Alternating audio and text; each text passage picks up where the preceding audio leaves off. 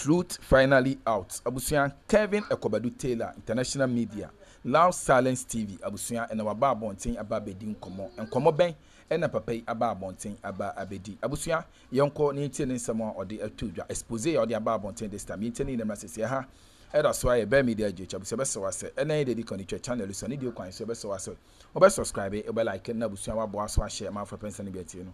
And ye be at sea, yinti and coma a year.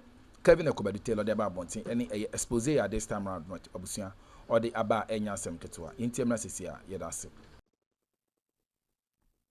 Me busa will say da ben na wo ya Ghana niya wako shop wa broche wo UK na wo teno wo America no wo Asia wo den de Europe no da ben wo say bro ni bi say I'm yearning for Ghana chocolate da ben na wo hu bi da. Ask yourself why. I'll explain to Coco Kiafo Moshemine. And the story Abanyina say CocoBod pays 237 million Ghana cedis to cocoa farmers. And the CocoBod John Mahama after paying 10 billion to a pensioner for Baumiabeji Musemusikano. And upon all that is happening around the world, you know, Cocoa bought every 11,000, abedu $3,000 no. John Mahama still or say we a cocoa queenie and I said we my stress so. We were cocoa for no. I could and the medicated show with mamma and say, the mutated when Jenny and Quasiasem, a Hana no creno, maybe Chili be much trouble. Oti in Sembe Nipa car, I am personal issues with Nipana or the head of CocoBod. Randy Abbey. A man for have personal issues with him. I am not here to discuss Randy Abbey. He's not my priority. My priority is Cocoa Queenino. Now, before I move on, let me explain this. You see, CocoBod, sika 273 million Ghana. John Mahama said, Muntie. Now, last 2 weeks or last week, a finance minister Ato Forsen, Ebe Kinkai, new reforms, and as a reforms are CocoBod edeba because of cocoa hunsen semaba. Now, sa sika we are abayi chatu no. We kweni na wo hwemia. Moi aban agimu cocoa seeds. Moi mo se mo de bu cocoa ama aban a mo twan se betua mo ka no. Aban no is going to pay the old price. Enti sa sika we we cocoa kweni bia cocoa wa aban ho a yenya ntua wo ka no. E wo so tia se new price no affect sika ye betua wo no. Enti say 2,500 na we expect here. Sa 2,500 no and a bed day. Yadibe maun.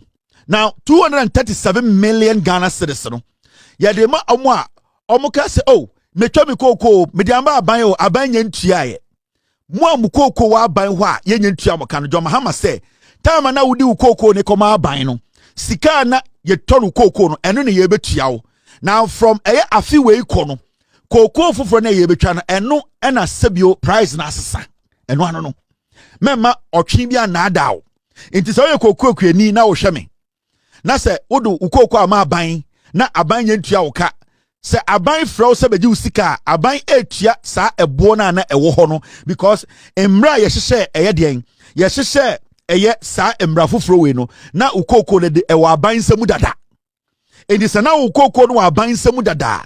E so wo ti ase se aban etua obetua eye den. Ebo na yetua mo dada no enya ebo foforo ya abai.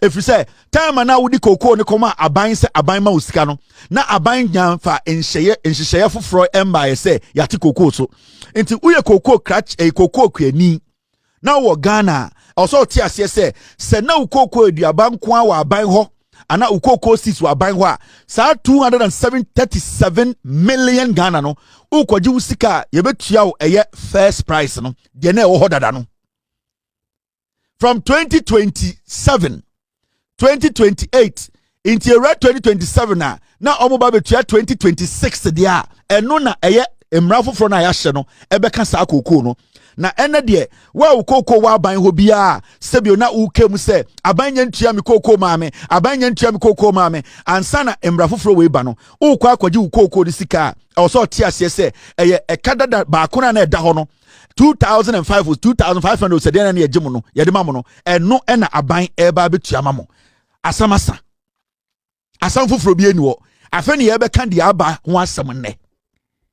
Gidigidi bi anim. Eti bisramo. Mamu ma MPP fo nkeka nkwasesem bi ankyere mo. Mamu tie o mamu nim nyansa. Mamu ma Jimmy fo bi nkogina koko ase. 8 years obi amegina koko ase no mo ankasa. Ofri power afu no begina koko ase no kasa. Dia ya so no se obegina koko ase ni Jimmy no hu wi a na wafa V8 abetena nkran. Kese owu so wa Jimmy. Mi chechirem 237 million Ghana cedis no so ukoko wa ban ho nko ade a se ye tua wo kana ye betua wo ekadada no ba ko na na e wo ho no eka foforo ya abai enya ne betua wo nti ye rest assured uye koko kuani a also tell say aban e ba be ma odien aban e ba be ma sa de ne etua wo dada na from 2027 ekono na omu tua 2026 27 a eno na price no besa. Now, answer na mekoso no. Me be say Ghana for eti bibiase. And the kind of people we are dealing with as a political party, eye MPP. Mokai. Say na wuti say MPP for catch us say. Koko for ye domo na MDC aban abeji koko for ye nti omoboa. Uni bibi, omji nsem wajimi. Time na MPP wo power. Ena eye team yebusa Mahmoud Baumia that time on na cabinet or chair cabinet because the kufu obi enu so a vegetable wanum wi wa bodam yebusa Baumia se koko MPP ewo power yebusa se koko won sensam CocoBod collapse koko akuafo bre una wo ye vice president una sika ne tawa taso una wo ye the head of economic management team una na so wonim wiase nyansa nyina montie response Mahmoud Baumia edema eye Ghana for CocoBod is on the verge of collapse. I'm not aware of that, but we'll look at that. I cannot comment on that. It's not. I don't know where the data is coming from. CocoBod is on the verge of collapse. I'm not aware of that, but we'll look at that. I cannot comment on that. It's not. I don't know where the data is coming from. Oya vice president ne kufu ara sata wa num wi ada e buta say 2024 CocoBod igu Coco nsensama say o say o I'm not aware. What you ka kire mo that time na Coco kuafo e twen de Baumia beka na o say ento aba ma na medi president Ghana for busa say se no 2024 ye koto aba 2024 what na be mu 8 years ye nyina nim de Coco fo fam Coco kuafo bre CocoBod no krampo no egu na wagye nkyere ne say o say ono onya awe onim ontumi nyia no akwawe ntino makogina Coco nuase a omugimi omo no ye busa no hata no kuta tumi onka bibi mponche Coco akuafo a ebuo kakra wom Coco akuafo miame nim se wonu maso ka o so no onya we mo fam kwase se mo firi so ye busa o se we are vice president o si entoma we the vice president 8 years una wote cabinet una we the head of economic management team una Ghana sika sam hye o si entoma that means that we plans for CocoBod or plans for Coco akuafo 2024 na say o plans ne sen because you net Ghana ha CocoBod no egu Coco akuafo bre wo answer ne sen kire bibi say my reason ti ayenkoto mawo se ne be di tumi mawa obe kire say Coco akuafo da wakoma so Mahmoud Baumia ka chom say onya we say Coco akuafo bre CocoBod is on the verge of collapse. I'm not aware of that, but we'll look at that. I cannot comment on that. It's not. I don't know where the data is coming from. CocoBod is on the verge of collapse. I'm not aware of that, but we'll look at that.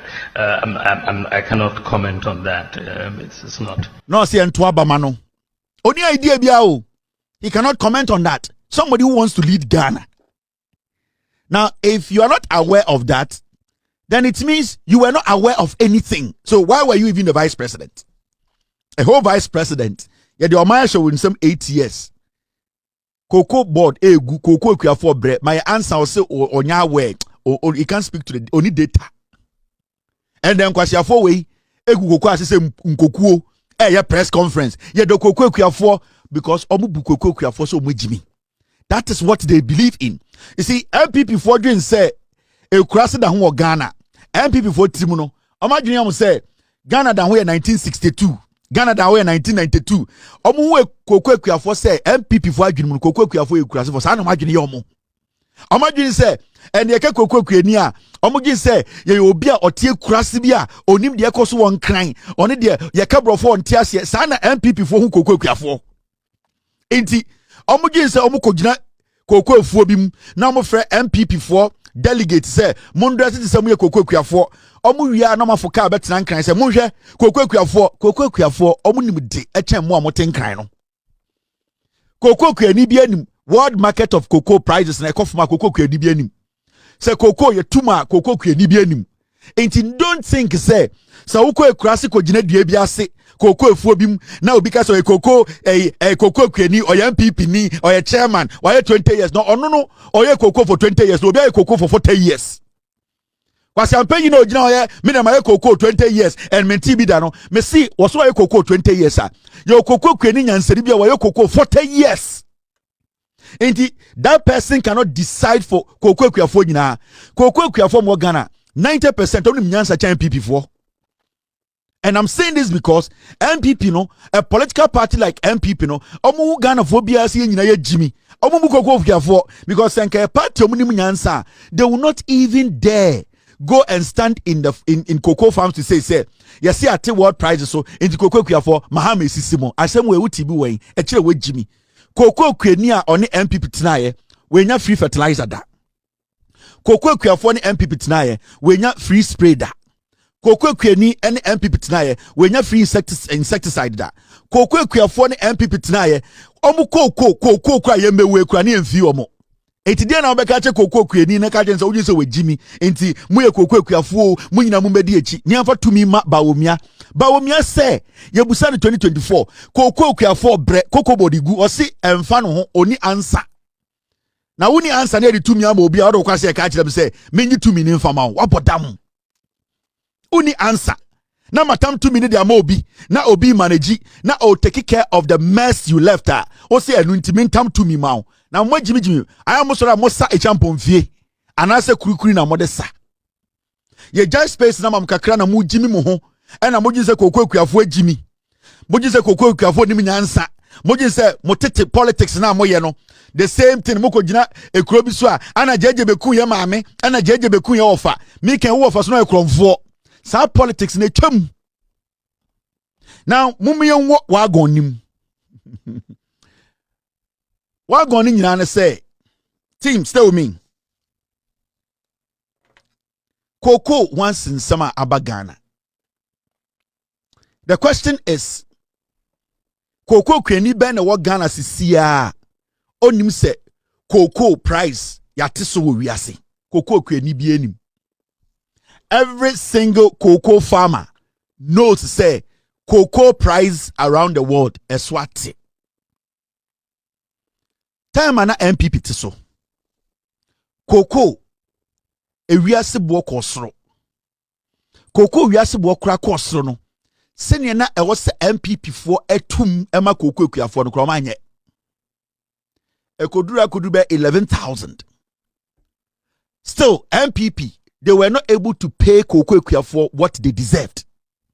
Nobody said anything. Coco Kuafo eye adwuma no eda ho supply Ghana aban cocoa ema Ghana aban agi cocoa no cocoa mo giye ehon besia omkogi bediye sika na also butiama Coco fo no kwampo no sa sika akoso no mafa mo enso sebio Coco Kuafo no nimhweka omo ni hwege eno mo gi sika ne sa yemre nim aban asesa me I'm not going to go into the blame games and the dig it no maybe is simple amount aban asesa Coco na ewiase ton 11,000 no and a Coco na bedu 3,000. The same Coco kwani na na onim se cocoa ye ton 11,000 a MPP aban entuma ma ne sika ese no who expect cocoa kwani na and when we say to cocoa 3,000 no or expect say betua no the same eboa yetua time na cocoa 11 enya sa na ye no bibia we wiase. And I like the idea say the president of Ghana, John Mahama, no, or a cocoa farmer, or one of the biggest farmers in Ghana. And ordinary example say, dear AC in Neno, me John Mahama, me cocoa fu, say cocoa ya to a bag $30,000. I mean, many sikache nipa bibri o Ghana. Si ati cocoa so about 3,000. I mean, boka ti say cocoa kwenibia. Inti dear AC no, and John Mahama na koshe dem, ana Randy Abbey. Ana NDC abai na kwashe dem ka say yanti cocoa boss why na be yesa. Nobody would do that. Into cocoa kwani na wutie mi a mesrew ma wadwene mra na mencha bibi mu nkirew. Hwe aban wei ni ati krom ha from tete ena na yetu gold wo Ghana. Yakọ different aban ko edrum pempenso bi na ye ka kire ho se gold a yetu nifa so ben so ne yenya wo so yanka kire ho until aban bi ba ye ka said abi e wo se de bibia fe gold board ba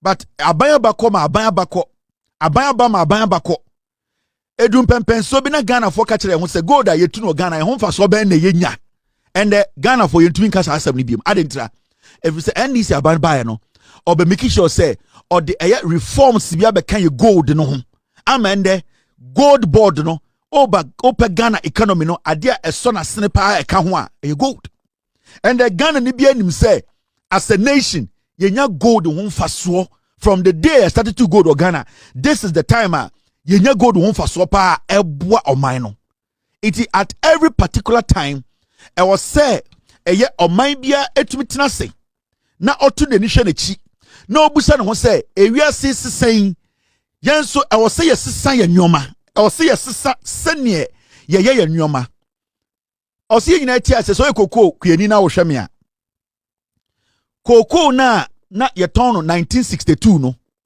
sene na ewiase ehu koko emra koko yi ni ti na ewiase nyina en develop ya na yehu koko no and any was abiemu and in some way ni kan din but o se meka koko na ye value no 59 years ago, 79 years ago, 60 years ago no and the cocoa ankasa opa ewiase a cocoa sebio eni anwodin na ewo emre bia na sebio na ewiase yenhu de na yepese de cocoa ye anase other alternatives to cocoa.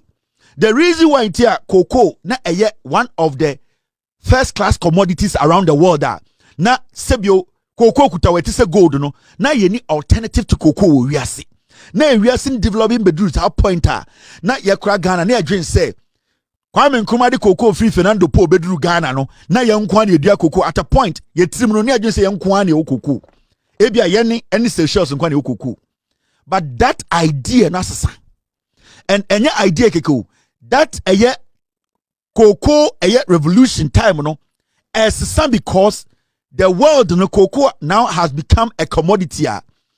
Almost everywhere you go in the world there's cocoa. Enti we cocoa kwani wo Ghana. Sebio also tia say enya wonko na wudia cocoa. Enya wonko cocoa na brofo pe. Enya wonko cocoa na efu ana enya wonko cocoa na de boden. Ye wo aman bebre wo Ghana me no ka sei. Eno na ema cocoa bo no etumi kosoro na aba fom hwi. Na obusa won say na nye cocoa na papa di jaye ene cocoa we na yesi cocoa de we cocoa kwani a usika de poduo ampa ende opese usika e poduo a onsa beka na opese ho kire wo so a ho be kire me kire wade kuro se cocoa kuafo mo Ghana se mo pese munya cocoa mu sika me kire mo ne ena se mo pese mo ma MPP for dada mo mu cocoa kuafo no na se mo pese mo beboa mo ho a MPP for dada fo we ombema no ehia mo and that is the reality. Mamentra wade o musade we sa list we am de kire we top 10 cocoa processing countries based on recent data uba wiase a inkura omu edua cocoa ye hu adwuma pa emu du omunom gu ho no me kyerɛw wo cocoa kuani atie me nyoma sesa eba cocoa eba se ne edi cocoa ho dwa eba se ne abrofo pe cocoa eba se ne cocoa ne yadwen se ye ne abigyan ko a nyoma sesa enti emredu se cocoa akuafo se ne yetumi dane gold a ende gold abeso economy nimu no emredu se ye be dane cocoa nani na cocoa no so abeye a vital commodity a even though the world majority of the world reject cocoa no we can make money out of cocoa. Now check here number 1 Cote d'Ivoire. Omo produce about 31 to 45% of global supply. We are say we oha enchichemu edua sabako ekopem eduonan enum oha enchichemu eduonan enum a Ivory Coast de tumi produce cocoa pa. Omo friwa Ghana na toso. Yenso ye produce Ivory Coast friwa ye toso. Ufriwa no aba kroba so Indonesia. Tete kwa shimu kofa cocoa seed ni bae no. Ni adwen se yankwa ene bebi a cocoa seed ni free bae no yankwa na dua cocoa dabi. And the third country where we are say processing cocoa Indonesia. The fourth country Ecuador. The fifth country Cameroon. The sixth country Nigeria. Brazil produce cocoa, process cocoa. Ekrobit is Peru. Ekrobit is Dominican Republic. I've been there before. Ekrobit is Colombia.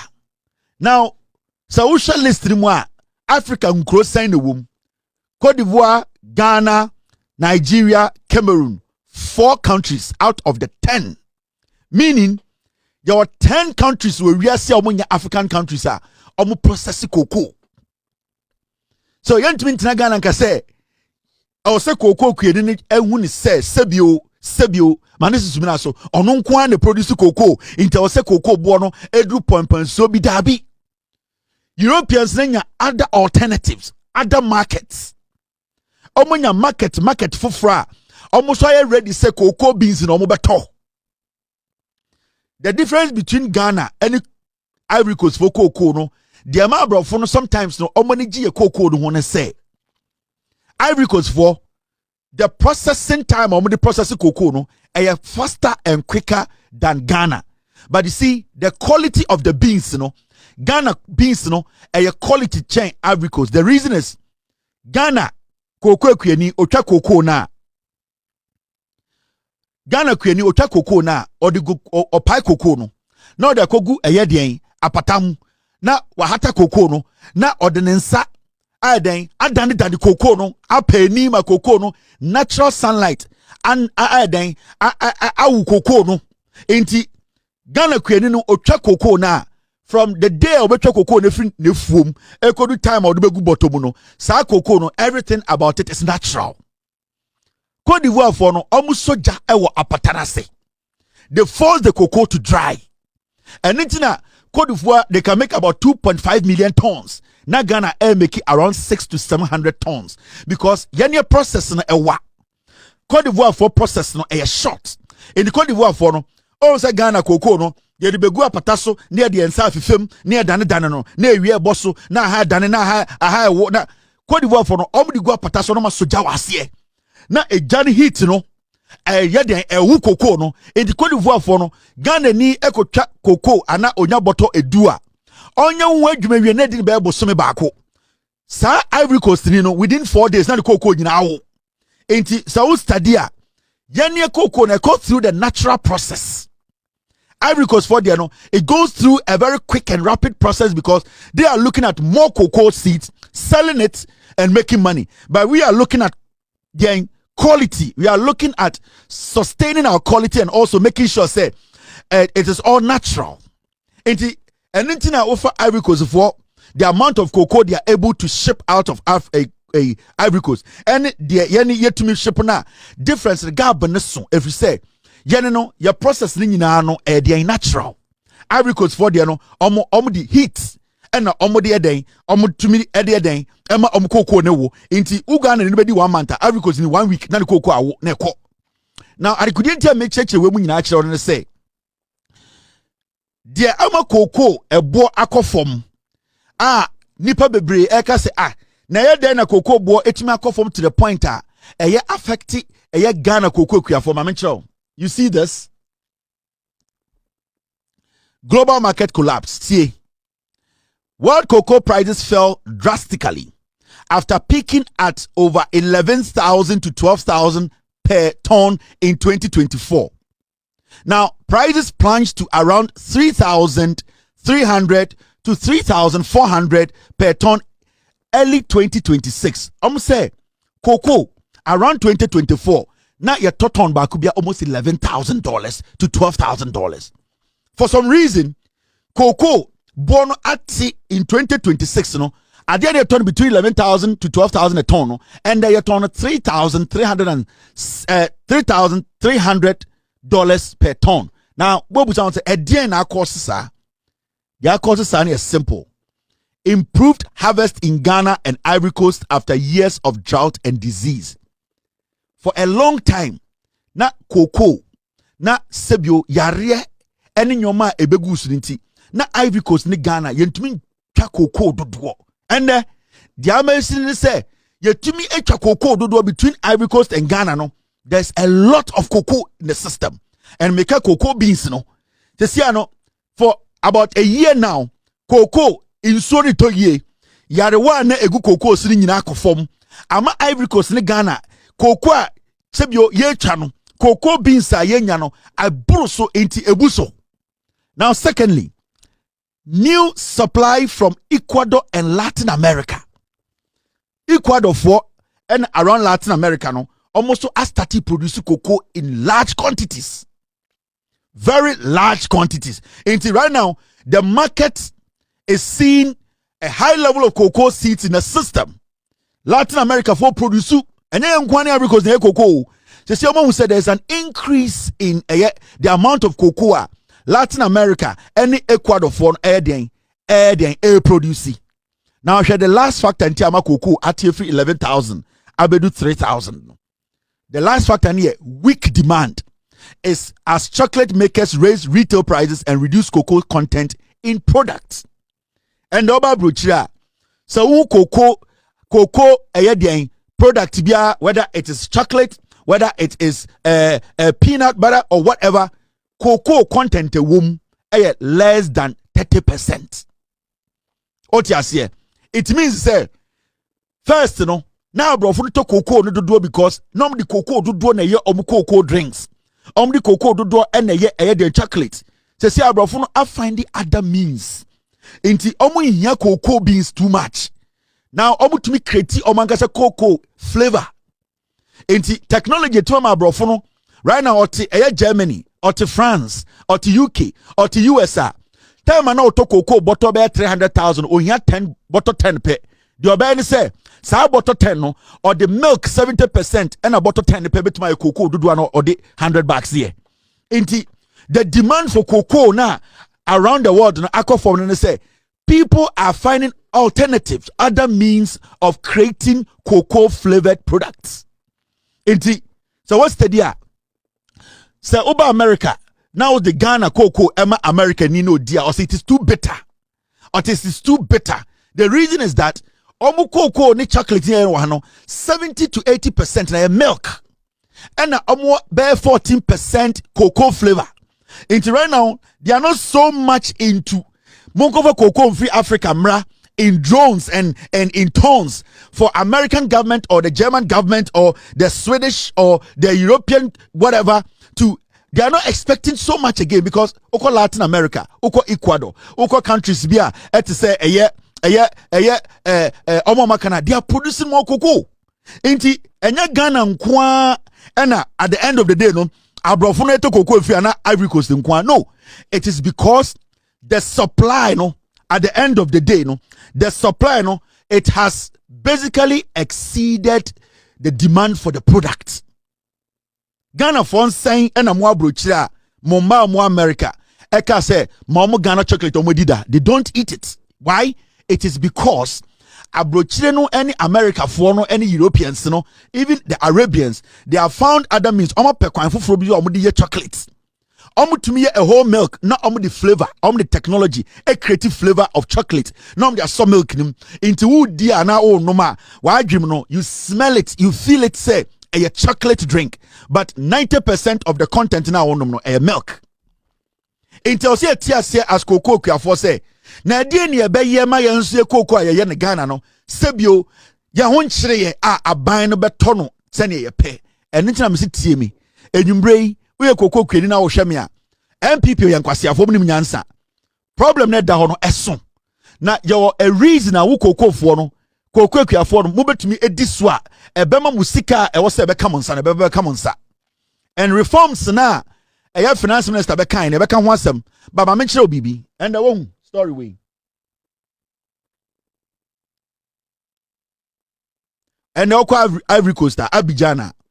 Ivory Coast piles up as exporters reject fixed farm gate price amid global market setup slump and Ivory Coast for say omu cocoa no omu de kwa abro kire a ebo no pese omu ton ma abro for omu so omu nto adentina cocoa na abrofo pe chocolate na abrofo pe adentina ende Ivory Coast to me ye cocoa nwe dwuma over 2.5 million tons omdu kodu abrocha abrofo say ebo omo pe no mo beto because omo alternative so wanto Ivory Coast for cocoa wanto Ghana cocoa beto Ecuador for cocoa wanto Ivory Coast cocoa wanto Ghana cocoa obeto Latin America for cocoa wanto Ivory Coast cocoa wanto Ghana cocoa obeto Asia for cocoa. And the China munyina, Japan munyina, omunyina dua cocoa. The issue is window na be very small. Baby as can be free no window no tokro no emu kata. Adentina tokro no musi. You can also blame technology. Because and ya advance to the point abrofu to meet na fie. Omutu the cocoa dua baba ako 1 seed, omutu na chocolate 4 boxes. Enti we Ghana now you kwani o Ghana because na den na ban betuma ye dia boa me. Ama me so cocoa kwani no me twa me cocoa e beto nyina because sia no ewiase ama no ne omu nyina nto cocoa no nti den ne ye beye alternative wo ho eni ntina nsam sia mamuntie politics no eno wo cocoa kwani wo na wo be lose now yanko Ivory Coast na me nchewa de ekoso Ivory Coast ni omu cocoa no afi aban se omu parking gudam because obi ani ho obeto. Unsold bags of cocoa beans are piling up in Ivory Coast. And at Segnou Dagnogo's warehouse in the town of Douekwe, they're nearly at the ceiling. That's a sign of how a global slump in cocoa demand is coming up against a record high price set by the regulator in the world's top cocoa producer. Dagnogo says farmers trust his cooperative to sell their cocoa, which they can usually do quickly. But honestly, things haven't been going well for quite some time now.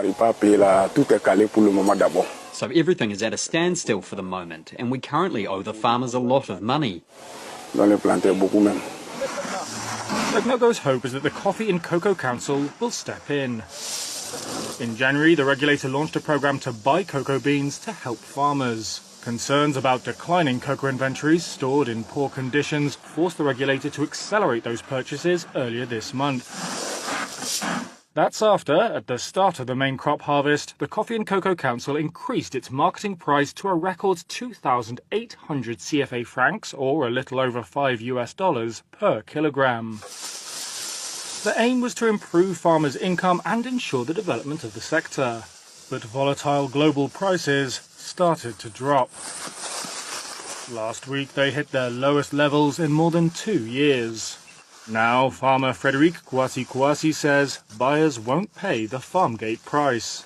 Instead, he says, they offer lower prices, something that's prohibited by the regulator. In other words, they offer us a choice that doesn't suit us, and due to a lack of resources, we are forced to accept these prices.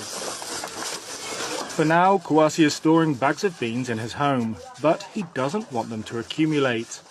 The mid-crop, when cocoa farmers will harvest again, is approaching. Since the first crop has not been paid for and the accumulating cocoa beans become a burden, he says he could be forced to offload his inventory for a pittance.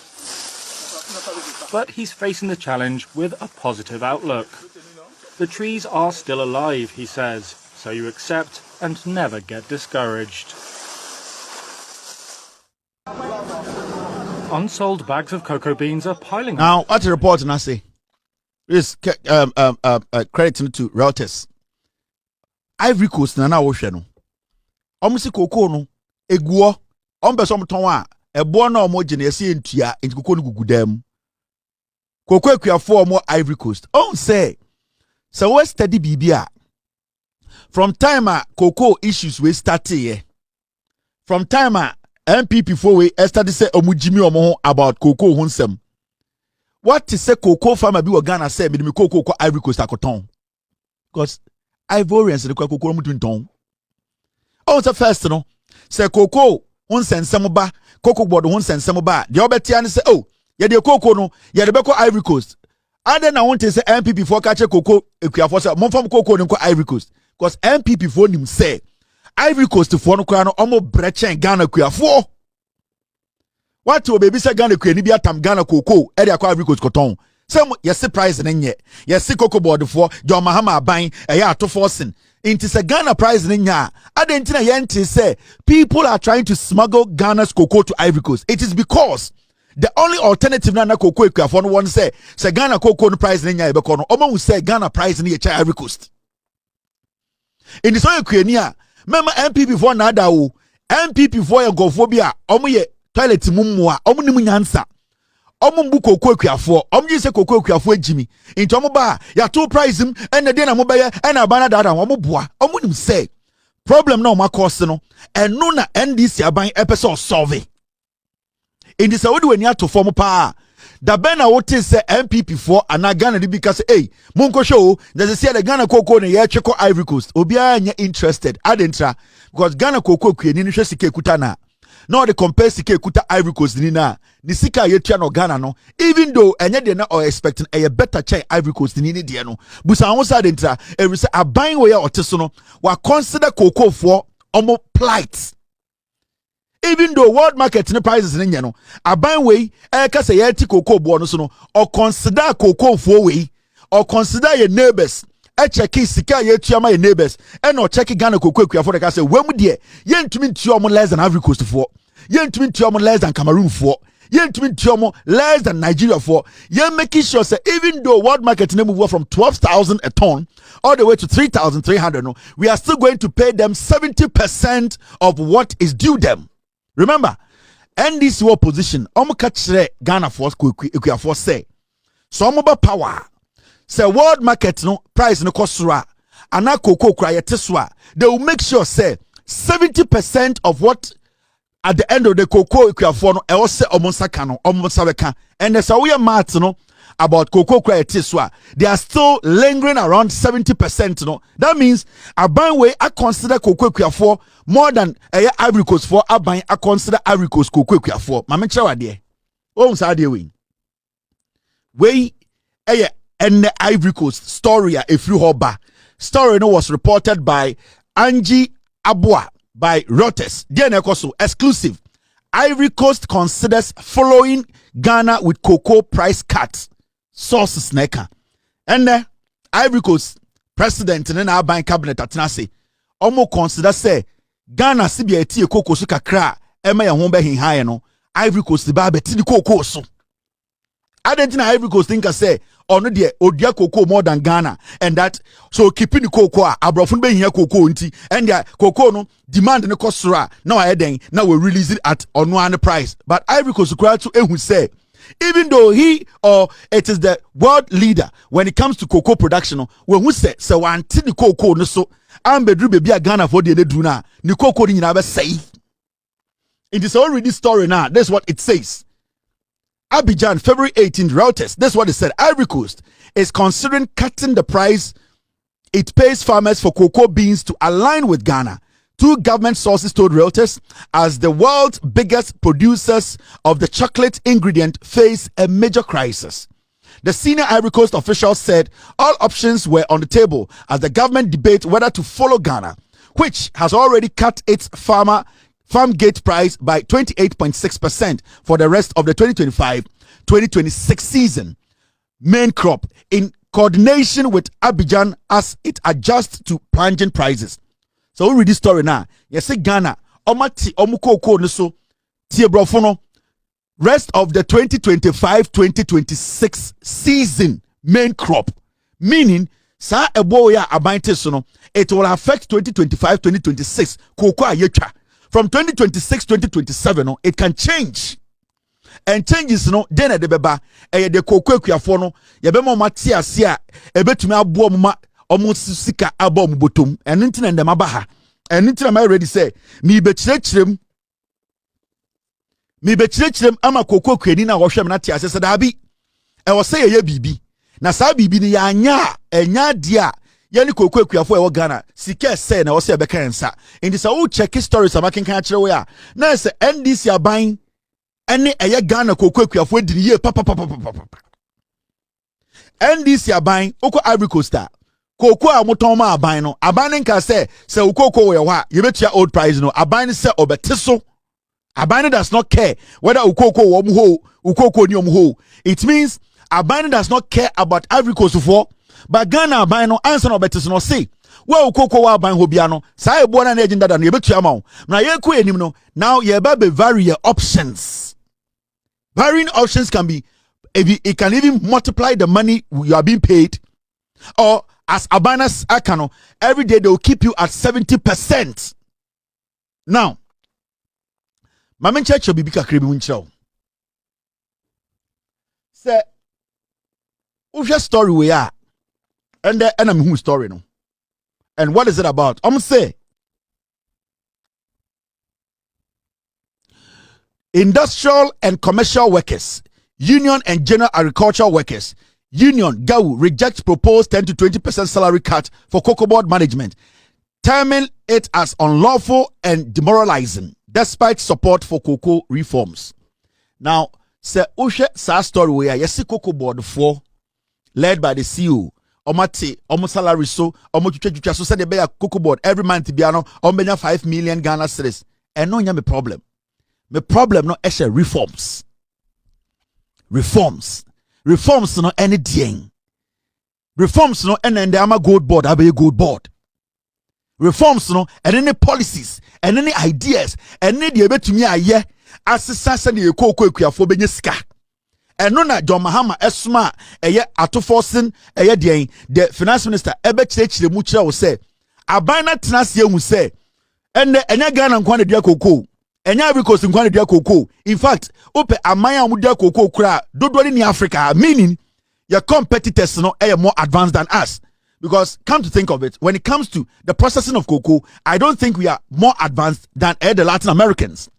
I don't think say processing of cocoa, menya sure say Ghana cocoa kuafo only advanced chain Malaysians or those people also growing cocoa. Until we need to find another way to make sure say cocoa kueni no ni sika no abeka ne nsama sika no sika esombo and then your friend reforms and no and atoforce be chire mu chire enti sanka MPP for no omodo cocoa kuafo a de atoforce be chire mu chire ya o se ye ko ye nimu no nyoma wo se ye tenetene no ema cocoa kuani ni di ye no ene na ko se ya adwene ko so ye di hu nkomo na kwase be betena Facebook kwase be betena radio so and aban no de oye ne de all reverse decision uye Jimmy for. At the end of the day, Ghana kuani bi anim say Ghana kobo besia ansa na atonu cocoa beans. How can we live in a country e was say ekoji besia ansa na ya ba beto Ghana kuani cocoa aban we person otwa sade nim. Now the reset na John Mahama kan no say na ebetumi ama nyoma ankasa gina ne naso abaye ye ne ankasa dia de sika beba ebotom no eno na aban we san hihye na John Mahama ne NDC for edeba. Because you cannot live in a sovereign country and the cocoa kuani or trapiase edo cocoa no na e was say aban etoto nwurem ko abrochire ekobo besia wo broni ho e de beto free ni nsem dabi se ebe sa na cocoa kuani no wabaye den wabaye slave wabaye akwa ama broni John Mahama so be so twasa de no so because eno na ama eye Ghana CocoBod cocoa ya beto ekamua from 90 kodo ho ebe sin there for almost 79 years yen to me free akanim every say sa cocoa na ye twa no Ghana cocoa kuani ye hu adwuma no eni say ye kwa broche kobo besia beto Ghana cocoa kuani cocoa dabi I was say to me find the way bia Ghana ni cocoa kweni no all do the cocoa ro him say sa cocoa no me do wi a me twa menya otofo Ghana ama sebio enya de o say aban ebeka kire be say okwa abrochire no we nya besia intedwuma ma nyina ayekwa dabi respectfully manisi sumina so cocoa etise ebro cocoa etise cashew the ma cocoa unique from these other things I'm mentioning say process na cocoa komu no tedious cocoa kweni the ma sebio yesum omo anase omo sum boma ye ne say ebro kweni ana obi a oye kweni a otwa cashew ana obi a oye kweni a otwa bode no the ema Ghana for sum cocoa kwiafo no dodo ne say nyoma amu fam ansa maka say yenya cocoa boto no enye nyoma ketwa inti sebio so anko obi ebrofuo ko a farmer ana obi a cocoa farmer na nke ni say say oh we are picking a cocoa farmer over a maize farmer no because ebro also feed my pa but the reason tiana de bia yakoma da cocoa for no say ejuma no from the day a ubedua cocoa no anytime a ubetwa ayehu ejuma say aban agye atum say ye beto no na enye ejuma ketwa sebio obi twa ebro no so ye na ayeden na otwa wapuro bro no de gubotom ba cocoa kweni also cocoa ekotwa cocoa no ogu cocoa ase oti cocoa ni frim ohata osafafa cocoa no so enda ne danim emme cocoa no ayeden ansa no hu se muanim ansa na wahehye ne boto de na ya say ende your Ghana cocoa kweni ana Ghana government e wo say yekwa kra boto he ekuro bia ni wiase a ende omde boto ene store cocoa the advanced countries no omotumi SCC modern silos modern facilities are cocoa no omutumi store cocoa no wa because we are in 2026 and we are still looking at cocoa bottle ye here cocoa bottle and sani asisa cocoa gum ya so na kon this advance ewiase na konenim now yen to the aban we person yema wo cocoa kweni eno na wo se we cocoa kweni a oti radio ho oti TV ho a ubusa ho say na politicians ti wakasa kase da mi cocoa kweni de na menya eno ne nkoma wo say yedi hwe say politicians ti TV so MP vote TV so omu yedede omu kasa because they are paid to do that miracle abajiba cocoa krase wono sebi cocoa fuonim no sebi cocoa kuafo no ho de oye no yetua ne ka enti ode wo energy ni pay ohu cocoa kwedi na sebi se wadwene wo form sebi omu ohu sebi a wotie krase enti so mo ba wo ho na so mo bejeje cocoa eduana se abu so mo se camera na edi wachi ba ho na tiae some people for the ba okurase na omde car be sisi wa bu so mo se car na sisi wo no when the top petrol gum se omo ba ukoko okurase se ye be press conference am bu so mo se when na etua hotel bills am eye ade a omo ye agi sika eye business no omde mo ye eye ade a omo ye abankran abagi sika sa video no omo betwa mo a omo bon kan omo ton ma news fo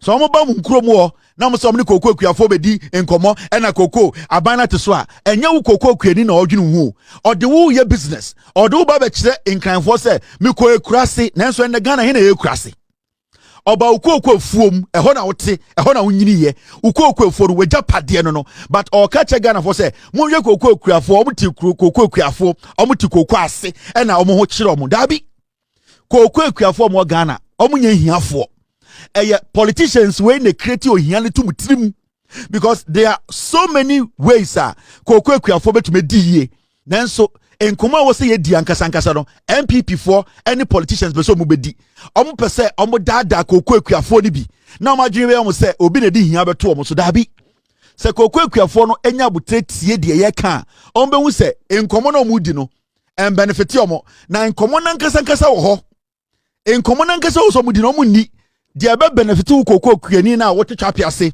oti atonkombra no eno no MPP before ndi san komo ni kire wo de ebe ma wa adwene ye wo se obi tan na sebi wo cocoa no na obi mpese obedi ye because odi wo kogiska won kran mama